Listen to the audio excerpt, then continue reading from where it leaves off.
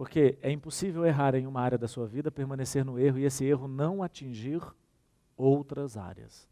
É impossível. A escolha sexual do seu filho depende da educação que você dá para ele. Eu não ia entrar nesse assunto polêmico não, mas eu vou entrar. Eu amo pessoas de forma incondicional, tá, gente? Mas eu rejeito seus comportamentos. Rejeitar comportamentos não é ser homofóbico.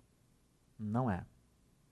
Mas o que eu tenho visto são pessoas que, por ausência de pai, fazem escolhas sexuais fora do padrão natural. Não me peça para falar qual é o padrão, você que decide aí. Minha cliente chega aqui e diz assim, Márcio, eu me apaixono por meninas.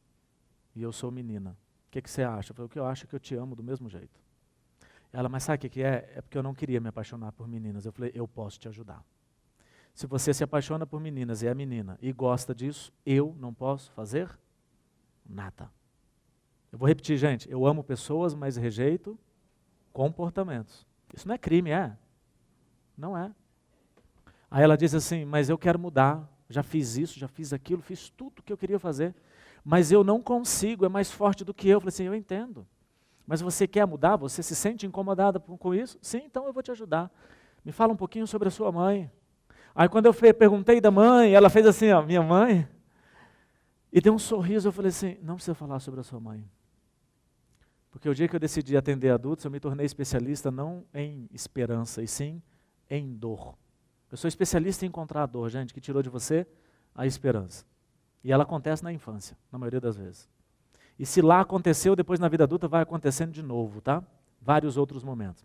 E quando ela faz a expressão tão boa de buscar nas lembranças coisas da mãe para falar para mim, eu não quero ouvir isso. São coisas boas, é interessante, mas não para o tratamento.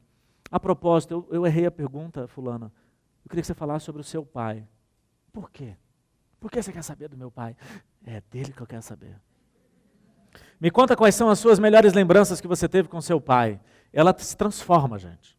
A expressão dela muda e fala, eu não conheço meu pai. Ele foi embora. Ele engravidou a minha mãe teve a gestação sozinha, e ele foi embora. Eu falei assim, sua mãe falou muito mal dele para você, né? Sempre. Sempre falou mal. Gente, ninguém é capaz de entregar um amor maior do que aquele que você recebeu. Você só entrega o que você recebeu. É por isso que riqueza não é acumular, riqueza é entregar. Eu entrego o amor que eu recebi. Você está entregando o que você recebeu. Para você entregar mais, você precisa mudar aquilo que você recebeu. É possível fazer isso. E ela diz assim, chegou uma idade que eu quis conhecer meu pai, e minha mãe disse, não vai atrás do seu pai, porque se você for atrás do seu pai, você está arrumando um problema comigo, você vai me magoar. Tem coisa errada nessa história, gente. Ele pode ser o pior homem do mundo, mas ele continua sendo pai. Essa menina, ela não tem a figura de um pai. O que aconteceu? Ela não sentou no colo do primeiro homem, ela não foi amada pelo primeiro homem, ela não teve afeto pelo primeiro homem, ela não se valoriza em suas escolhas sexuais. E aí vem alguém, uma vozinha, e diz para você que isso é livre. Está claro? Eu chego para ela e digo assim, eu preciso que você... Ela estava no treinamento do ressignificar. Eu disse para ela, eu preciso que você ressignifique isso. Eu preciso que você encontre o seu pai e descubra se ele é... Dentro do treinamento tem o pai acessível e o inacessível. E o pai era acessível. E ela descobriu o pai. E ela foi atrás do pai, e quando ela encontrou o pai falou assim, se ela tinha 30 anos, que eu não me lembro, o pai falou assim, há 30 anos eu espero por esse momento. E ele diz, eu errei, eu fui embora, no início eu tive vergonha de voltar, depois eu tive medo de ser rejeitado, mas desde quando eu fiquei sabendo que a sua mãe estava grávida, eu sempre quis te conhecer. As pessoas erram, gente. A gente erra no dia a dia, a gente erra na hora que faz uma escolha errada, mas que não gera uma consequência tão grande. Essa menina, quando ela ressignificou com o pai, ela falou assim para mim, Márcio, perdi totalmente o interesse em me relacionar com mulheres. Porém, o corpo está acostumado com o prazer gerado desse relacionamento. E aí a gente chama isso de fase de latência. O que é latência? Mesmo anulando o evento emocional que provocou o desvio na escolha, o nosso corpo continua procurando aquilo porque ele está o quê? Acostumado. Aí você tem que ser acompanhado até que o corpo também perca.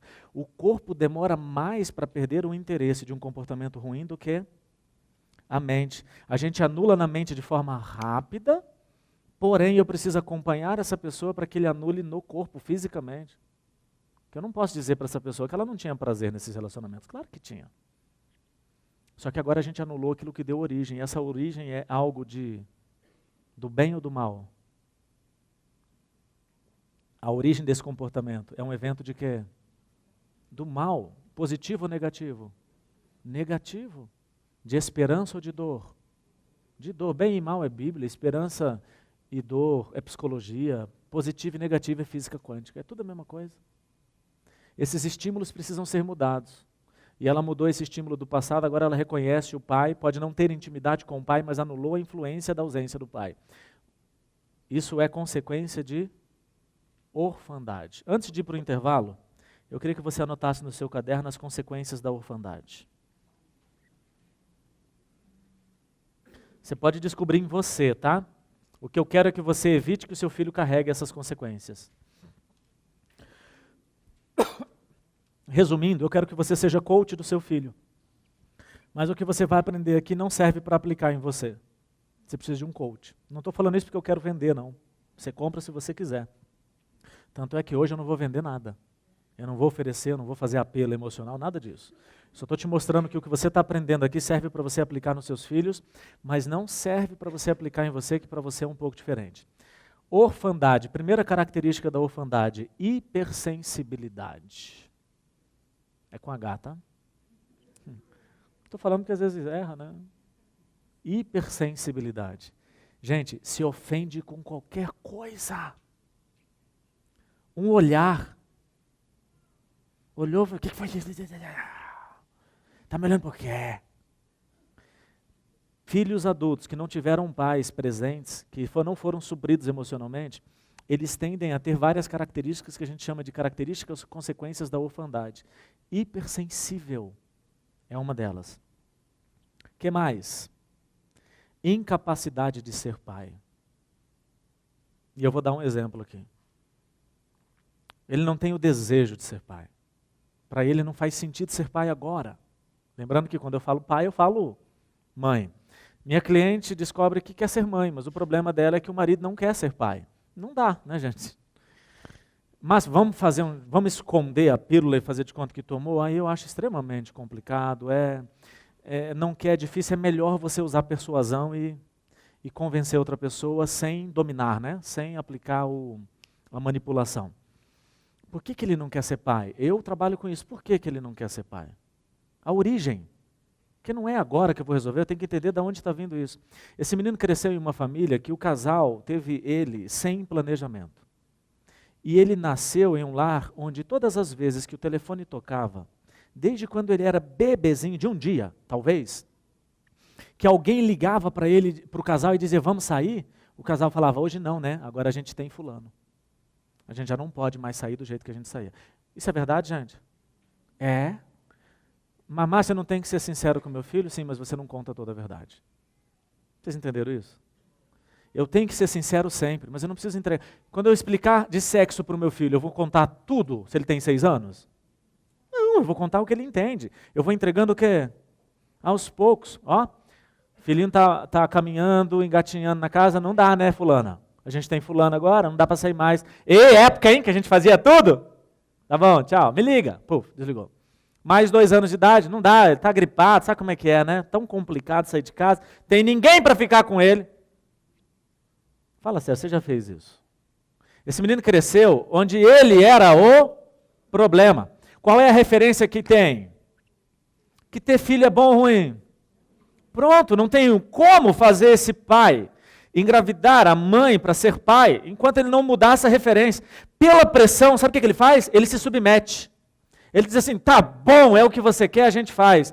Só que ele só foi pai para fecundar. Ele não foi pai para suprir emocionalmente. Eu preciso mudar essa referência. Essa menina tem um pai, tem um marido, que tem dificuldade em ser pai. Por quê? É órfão. Órfão por quê? Porque quando ele nasceu, ele era o problema. Isso caracteriza a orfandade também. Está sempre competindo com os outros.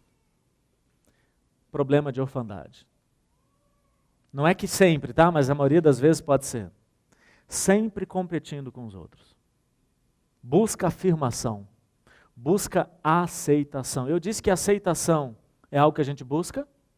Sim ou não? Não, aceitação a gente não busca, a gente conquista e é um bônus. Por que eu quero aceitação? Porque eu não fui aceito pelos primeiros. Quem são os primeiros? Papai e mamãe.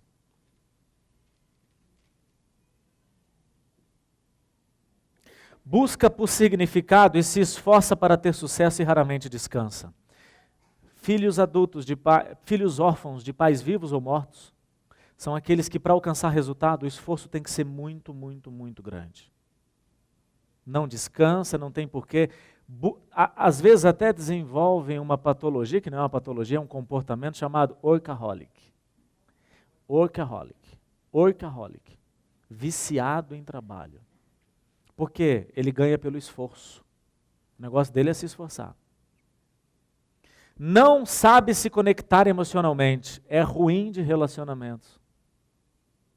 Não é só com pessoas não, também é com God. Deus. Tem dificuldade. Conhece Deus, mas tem dificuldade de se conectar. Não se sente bem consigo mesmo. Por quê, gente? Olha para cá. Porque o desafio da fase anterior era ser filho, e ele não foi filho porque ele não teve pai. E se ele não teve pai, ele foi para a próxima fase sem vencer. E se ele não venceu, ele é ilegítimo na fase seguinte. E algo vai ser colocado na mente dele para ele se sabotar. É o esforço, é a hipersensibilidade, dificuldade de ser pai, não se conectar emocionalmente com as pessoas, não sabe interpretar a realidade corretamente. Deturpa tudo. Ok, gente? Não sabe interpretar a realidade corretamente. Ele não tem significado pelas coisas, ele busca, mas não encontra, e se esforça tanto a ponto de não desejar descansar, não quer descansar, não para. Usa demais as pessoas.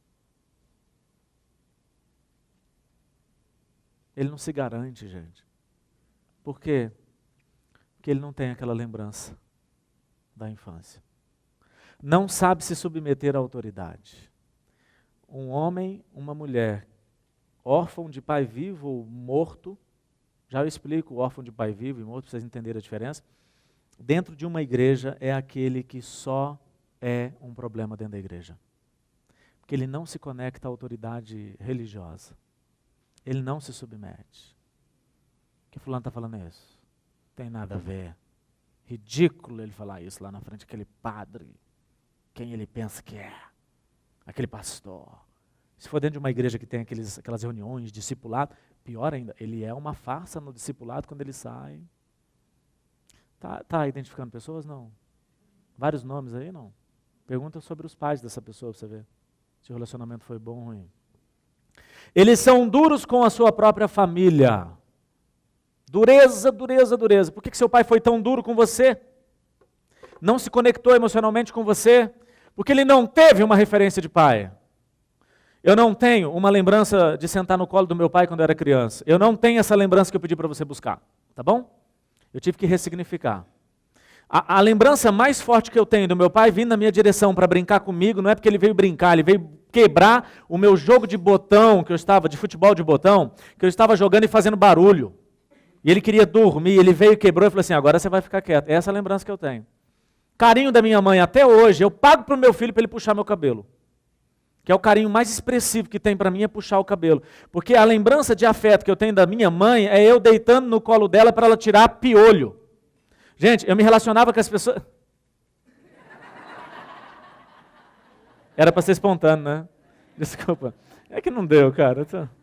Hashtag perfeição. Vamos lá, brincadeira. Eu me relacionava na escola com as pessoas que tinham piolho. Para eu poder chegar em casa e falar, mãe, acho que eu estou com piolho. Ela, não tá. Eu falei, tá coçando. Ela falou, e tá mesmo. Ela puxava. Gente, eu gostava tanto quando tinha muito, porque demorava. Até hoje, quando a minha esposa vem fazer um carinho, eu boto a mão dela e falo, puxa. Ela não puxa. Eu falo, só segura então que eu puxo.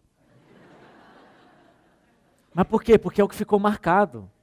Agora, eu estou falando isso porque eu me enquadro, gente, nesse órfão de quê? De pai vivo. Mas meu pai não mudou, eu tive que ressignificar. Eu estou te ensinando a não gerar isso no seu filho. Seu filho não precisa do seu maior tempo, mas ele precisa da intensidade do tempo que você tem. Você precisa se conectar com o seu filho no tempo que você tem, a ponto de ele abrir o coração e você, conversando com ele, mostrar para ele que tudo que ele está contando para você é importante para você. E rir da piada que não tem graça. Meu filho consegue fazer umas piadas mais engraçadas, a minha filha tem 6 anos, ela fala, papai, e faz a piada, e eu tenho que rir, mas rir, fala, papai, foi engraçado? Foi demais. Gente, o duro é que fica engraçada pelo riso. Mas você não está mentindo? Não, eu estou sendo elegante. Nossa, que piada chata. Aí o Davi fala, papai, que chata, Davi. Não emite comentário. E ela começa a achar que ela é poderosa. Se ela é poderosa, ela nunca será mococa. Se ele se sente poderoso, ele nunca será banana. Porque se garante. O que é um filho de um órfão de um pai vivo? É um pai que trabalha demais. E justifica a sua ausência dizendo que alguém tem que trabalhar nessa casa. Não é? Tem que trabalhar mesmo. Mas quando estiver lá, tem que estar conectado. Aí chega em casa, vai olhar as redes sociais. Rede social não é o problema. O excesso é ruim. A falta também. A falta de rede social, você fica meio sem saber o que está acontecendo. É importante que você esteja orientado com as coisas que estão acontecendo. Mas quando você estiver com seus filhos, guarda o celular. Quer uma dica? Estabeleça momentos para você acessar o celular. Repita esses momentos nos mesmos horários, até que sua mente e o seu corpo acostume. Você vai ficar antenado, sabendo de tudo, e ninguém vai sentir a sua falta. Eu publiquei um vídeo recentemente daqueles de 1 minuto. Quem assiste os vídeos de 1 minuto aí que eu boto? Eu tive um desafio. Minha esposa que deu esse desafio falou assim, por que você não grava vídeos de 1 minuto? Eu falei, eu não sou capaz de colocar uma mensagem completa em 1 minuto. Ela falou assim, não é mesmo. Você acha que não é, não é. Eu falei, está fazendo coach. Pronto, comecei a gravar vídeos de 1 minuto. Ontem eu gravei um de palpite e conselho. Aí a gente vai disponibilizar na sexta-feira. Eu falei assim, se você é aquela pessoa que acha que a sua opinião não é aceita pelas outras pessoas, é porque você é uma pessoa que dá palpite. Porque uma opinião que não foi solicitada por alguém, mas foi entregue por você, é um palpite. E um palpite inteligentemente é rejeitado. Se a opinião foi solicitada, você deu um conselho. As pessoas querem conselho e não palpite. Amiga, desculpa, eu sou muito sincera. Você já percebeu que o que vem na sequência é um palpite, é algo que vai te magoar? Mas pode ser verdadeiro? Pode, porém você não estava disposto a ouvir. Mas lá em casa ninguém ouve a minha opinião. Palpiteiro. A menina bota no Facebook, Márcio, eu estou em casa. No Facebook não, foi na aula fechada da turma que eu tenho, de maestria emocional. Eu vou falar com meu pai, mas ele não me entende, eu falo a minha opinião, ele nunca quer ouvir. Eu falei assim, porque ele não quer ouvir, não dê a sua opinião. Ah, mas eu tenho que dar. É que passou da hora de você ter a sua própria casa. Se você insiste na casa dos seus pais em dar a sua opinião, eles não aceitam, isso te incomoda, que passou da hora de você o quê? Arrumar uma kitnet. Né? Loft, talvez, que é mais chique. Mas eu não tenho dinheiro. Kitnet tem. Ah, tem sim. É que acha que para sair de casa tem que ter o mesmo padrão da casa anterior. Gente, quando a gente sai de casa, a gente pode dar um passo para trás. Sai de um apartamento de 4 quartos e vai morar numa kitnet. Pensa, coisa linda. A geladeira é o ar-condicionado. Não é? Abriu, gelou. Ninguém fala quer ir na sua casa porque não cabe. Não tem que se preocupar com recepção, com comes e bebes. Não tem. Aí eu moro na kitnet, não dá para receber você. As pessoas entendem. E até oram por você, né?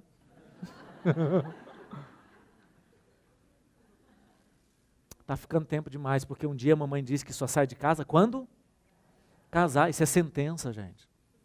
É uma sentença. Não diga isso para o seu filho, não. Porque um dia ele tem que sair. Eu saí de casa aos 20 anos. Eu saí do jeito errado, tá? Para sair de casa você tem que ser vitorioso, não tem? Você tem que ter da fase anterior uma vitória, para o seu cérebro reconhecer que na fase que você está hoje você é legítimo. E eu saí de casa sem vitória. Fui para a rodoviária. Meu pai foi me levar e falou assim, e quando você chegar lá você liga? Eu falei assim, você está doido? Eu sonhei tanto por esse dia, eu não quero nem ligar, não quero saber de vocês não. Estou indo embora. E ele veio me dar um abraço, eu botei as 2 mãos no peito dele e falei assim, tem abraço? Não, nunca me abraçou, quer me abraçar agora que eu tenho 20? Fiz a coisa certa? Não, 6 meses depois tive que voltar. Por quê? Porque nada estava dando certo. E por que não dava dando certo? Porque eu fui para uma fase de viver sozinho, sem ter sido vitorioso vivendo com os meus pais.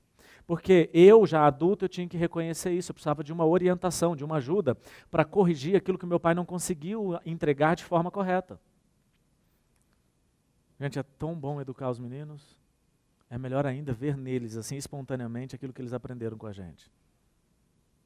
É tão legal o seu filho chegar para você e falar, papai, posso pegar uma folha da impressora? Por quê? Porque ele reconhece que aquilo pode ter um uso diferente, não porque ele não pode, mas porque ele sabe que, deixa eu perguntar para alguém que sabe o que a gente vai fazer com as folhas. Uau, filha, claro que pode. Aí ela desenha. O que você achou desse desenho? Papai, filha, seu melhor desenho até aqui. Uau, você é boa nisso, hein? É. Aí chega para você e fala, papai, quando eu crescer eu quero fazer esgrima. Eu falei, uau. No outro dia diz o quê? Natação. Eu falei, lindo. Se a gente anotar o que os filhos querem, eles vão competir nas Olimpíadas em todas as modalidades. Só que você diz o quê? Não. Por que não esgrima? Porque é caro. Retire do seu vocabulário a palavra caro. Quando você diz para o seu filho que você não deu para ele porque é caro, aquilo vai ser tão caro que quando ele tiver dinheiro ele não vai comprar. Não é caro, gente, é uma questão de momento. Nesse momento não é a nossa prioridade, filho. Meu filho deixou a lancheira na escola. Já vou dar um intervalo, tá? Meu filho deixou a lancheira na escola, porque ele queria que eu comprasse outra. Papai, compra outra, tem um meu amigo que tem uma de tal, não sei o quê, e eu falei, legal, filho, mas a sua está tão boa, a gente não vai comprar. Aí ele vem desafiando. Você não tem dinheiro?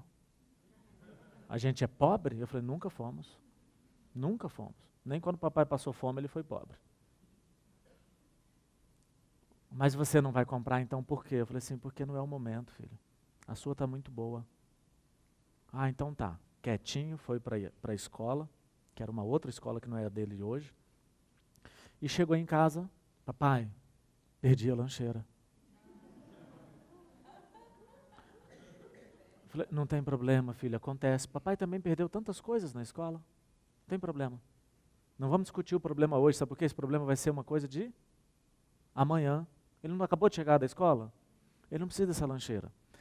Papai, dia seguinte, e aí, estou sem lancheira, o que eu faço? Vamos comprar outra? Papai vai te dar algumas opções, filho, até porque você pode fazer a escolha. Você tem 3 opções, filho, não tem lancheira, você pode levar o lanche dentro da mochila solto. Pode pegar um saquinho do supermercado, do Tatico. Se identificou, não? E guarda. Ou você pega a sua mesada e compra o seu lanche. Eu dei a ele opções? Sim, mas não dei a lancheira. Ele levou 50 centavos. Me lembra assim exatamente. Ele falou, papai, vou levar 50 centavos, mas não dá para lanchar. Ele falou assim, um din-din dá. O lanche dele foi din-din. Mas Márcio vai morrer de fome. Você sobreviveu a coisa pior. Quantos aqui já tinham corrido e comprado a lancheira, hein? Isso é gerar um filho inconsequente, tá? Voltou da escola com o quê? Lancheira. Davi, você encontrou a lancheira? Estava nos achados e perdidos. Ele pode comprar outra lancheira na hora certa. Eu não disse não o tempo todo. O não tem que ser explicado. O não que não foi explicado na sua infância favoreceu você fazer escolhas erradas. Exemplo, a criança que está engatinhando e mamãe vê ela engatinhando, ela vai cair no degrau. Vai cair. Por que vai cair? Porque ela não entende nada sobre isso. Mamãe de longe diz o quê? Não! E se joga, porque mamãe ela é assim, tá aqui e tá ali, assim, ó. Não é? Puf, teletransporta. Mamãe apareceu e pegou essa criança e disse não, mas explicou por quê? Mas Márcia é tão bebezinho, não precisa explicar por quê. Claro que precisa, porque se você não explica, esse não é sempre contrário a uma vontade. E uma vontade que foi violada sem uma explicação, o que você fez foi algo bom ou ruim? Ruim. A criança ficou um pouquinho maior e está engatinhando pela casa, mas consegue ficar em pé segurando nos móveis. Aí ela chega na cozinha, abre uma gaveta, e naquela gaveta tem facas e uma colher de pau. E você, como mãe, já percebeu que seu filho vai pegar a colher de pau. Não é? Você de longe disse o quê? Não! E correu. E quando ele olhou, falou assim, não pode que isso aqui faz xixi na mão. De criança. Já ouviram isso? Não. Xixi vermelho, gente. Vocês não ouviram isso quando era criança? Gente, vocês são de onde? Eu ouvia isso, minha mãe falava, não pega a faca que ela faz xixi na mão, que vai cortar e o xixi é vermelho. Vocês são uma santidade, hein? Vocês são assim, vou parar de contar meus exemplos.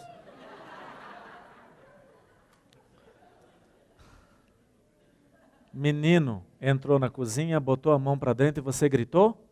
Não, e fechou a gaveta. Talvez você fez pior. Comprou um negócio que trava a gaveta. Quantos aqui compraram algo para travar a gaveta?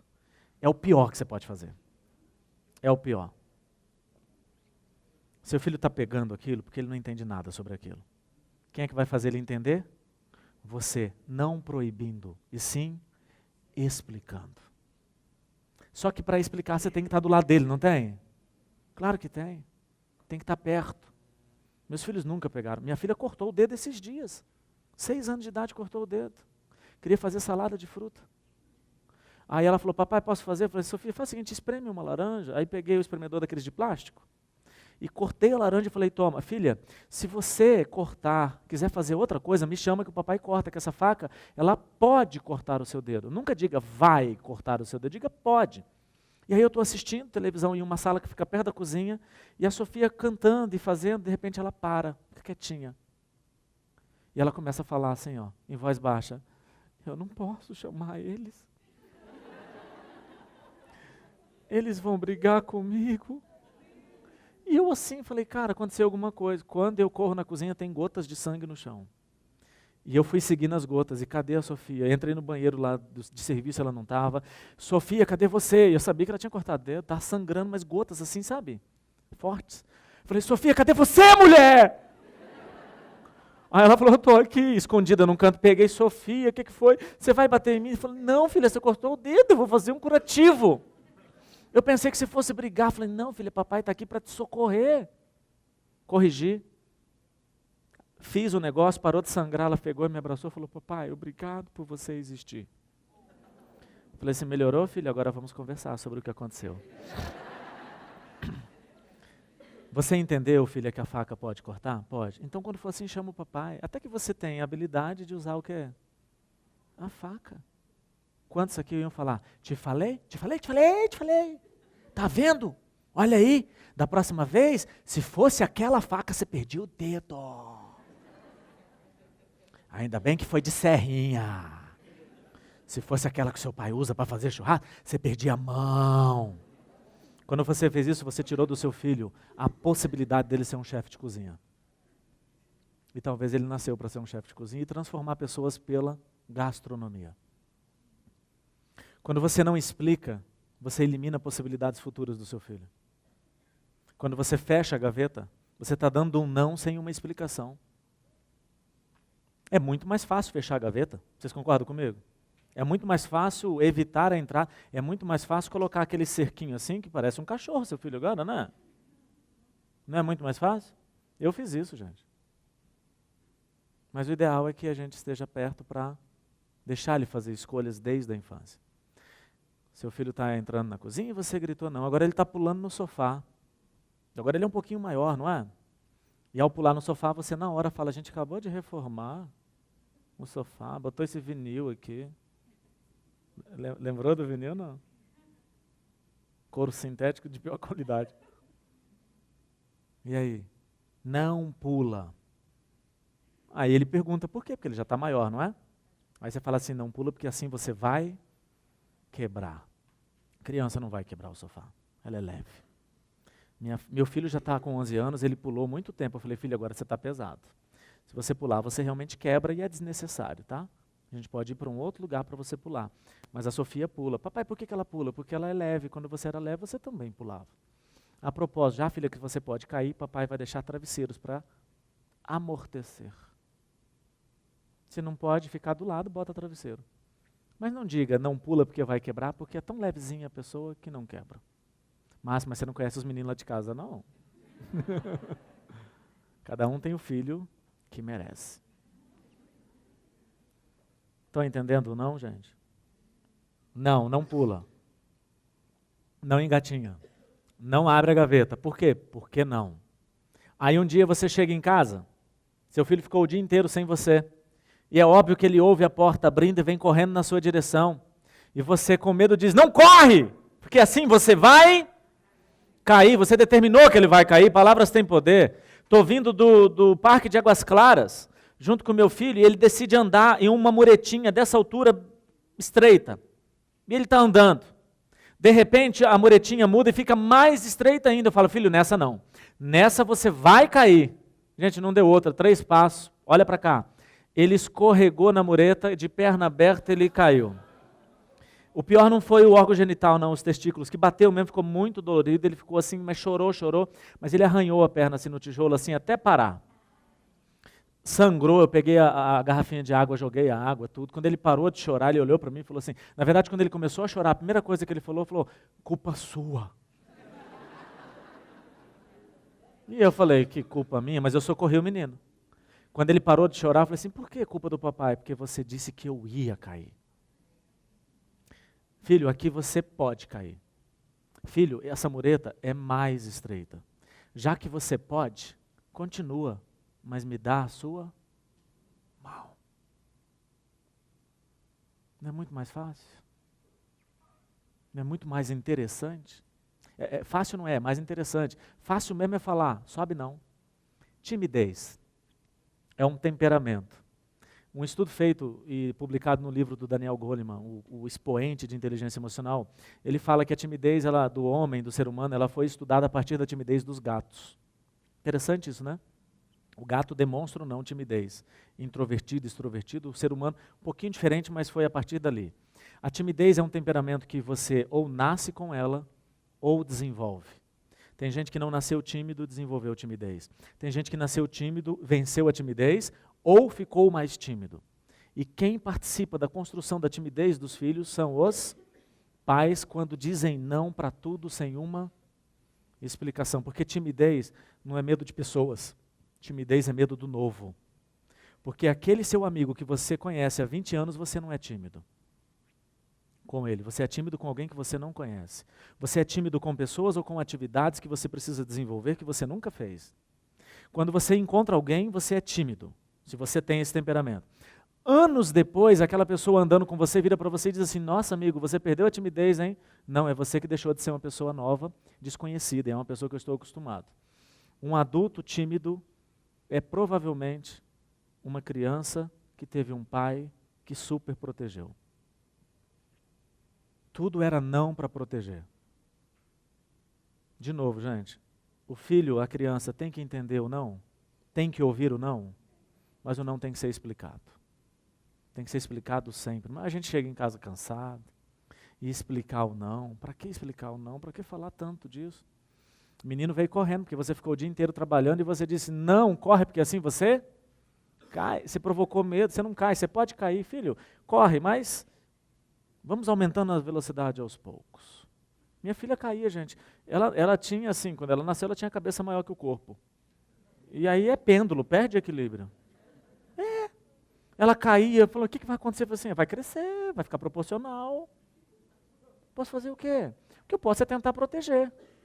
Eu vou falar para ela não correr? Batia a cabeça, às vezes ela vinha, batia a cabeça na parede, eu falei, não está vendo? Não. É de cada um, gente. Cada um se desenvolve de um jeito. Aí a gente chega e fala, seu irmão, com 1 ano e meio não fazia xixi na cama. Minha filha. Minha esposa um dia falou, o que a gente faz com a sua filha? Eu falei assim, ela faz xixi na cama, tem 6 anos. Eu falei, não faz nada, porque quando ela casar, ela vai parar de fazer. Tem até lá para resolver isso. Para de pegar o padrão e achar que as pessoas têm que estar dentro desse padrão. É óbvio que eu acho que passou da idade, o que você faz? Busca um profissional, pode ser? Levei meu filho na fono porque ele não falava, tinha 3 anos e não falava, gente. E o pior não é ele não falar, são os inconvenientes dos amigos. Nossa, ele não fala? Tem 3 anos, o que será que ele tem? Cala a boca. você não pode falar nada para ajudar, fica calado, pode ser? Nunca chegue para um casal que casou já tem alguns anos e não tem filhos, nunca pergunte para eles, quando é que vem os nenéns? Não pergunta, porque eles podem estar passando por um problema. Eles podem estar em dificuldade. Não pergunte, mas estou fazendo isso para motivar, você está sendo diabólico, demoniado. Se eu vou pedir é para o diabo te levar, não é para Jesus não. Pelo amor de Deus, não fala. É a mesma coisa de um médico, a mulher acabou de parir no hospital, fala, quando é que vem o próximo? Eu quero que ela faça com ele o que ela quer fazer, dá um chute. Pá!